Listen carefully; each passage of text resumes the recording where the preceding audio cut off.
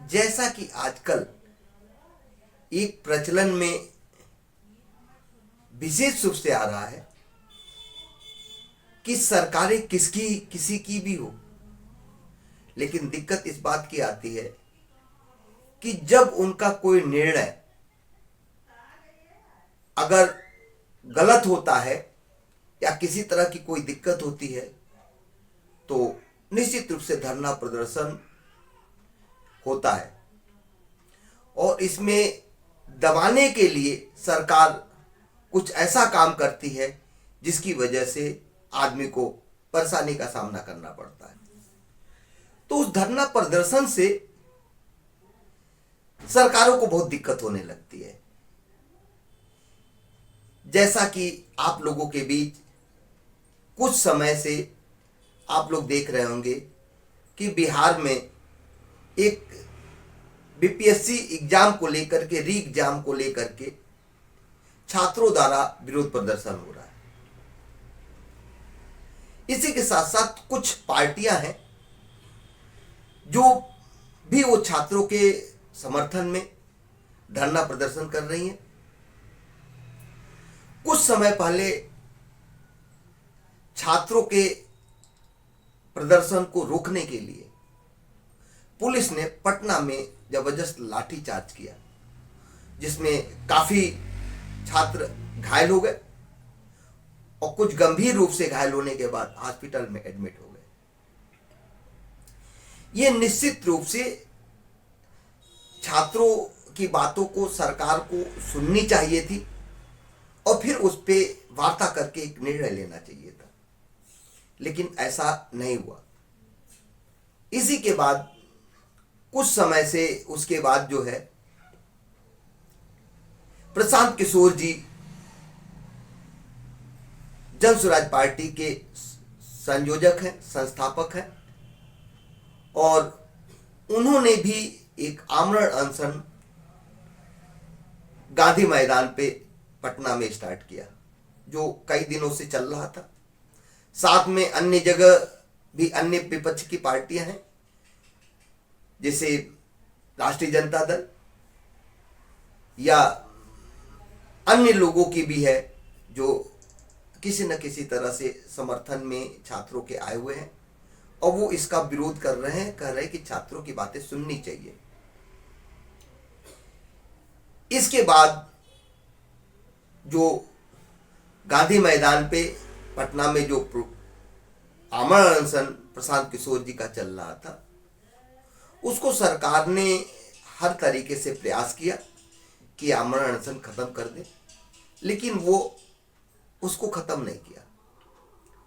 सरकार सुबह 4 से 5 बजे के बीच आती है और उनको उठा ले जाती है और उनको गिरफ्तार करके कोर्ट में पेश किया जाता है। निश्चित रूप से वो छात्रों को लेकर के या किसी तरह का जो प्रदर्शन कर रहे थे वह एक जगह बैठ करके बिना किसी अन्य उग्र प्रदर्शन के वो एक सत्याग्रह के रूप में आमरण अनशन को कर रहे थे। विशेष रूप से मैं इसलिए कह रहा हूं कि राष्ट्रीय शिल्पकार पार्टी किसी भी सत्याग्रह या अन्य चीज जिसमें कि किसी को भी दिक्कत ना होती हो, जिसे कोई रोड जाम ना होता हो, कोई तोड़फोड़ नहीं होती है, अगर शांति प्रिय तरीके से कोई अगर सत्याग्रह या अनशन कर रहा है तो सरकार कोई भी हो, राष्ट्रीय शिल्पकार पार्टी का कहना है कि यह किसी भी सरकार के विरोध में भारत के सभी नागरिकों को यह अधिकार है कि वो सत्याग्रह या शांतिपूर्ण अपना धरना दे सकता है। लेकिन मालूम नहीं क्यों सरकार जिसकी भी हो उसको हर तरीके से दबाने की कोशिश करती है, जो किसी भी तरह से यह उचित नहीं है। राष्ट्रीय शिल्पकार पार्टी इसका समर्थन नहीं करती है। कोई भी व्यक्ति अगर शांति प्रिय तरीके से धरना देता है तो उसको कहीं भी तरीके से वो जायज है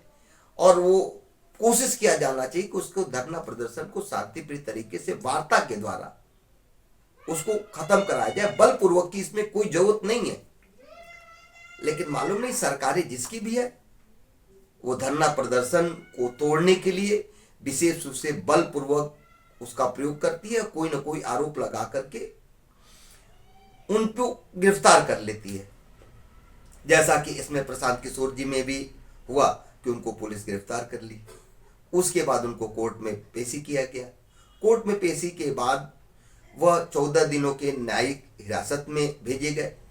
लेकिन इसी बीच उनका जमानत हुआ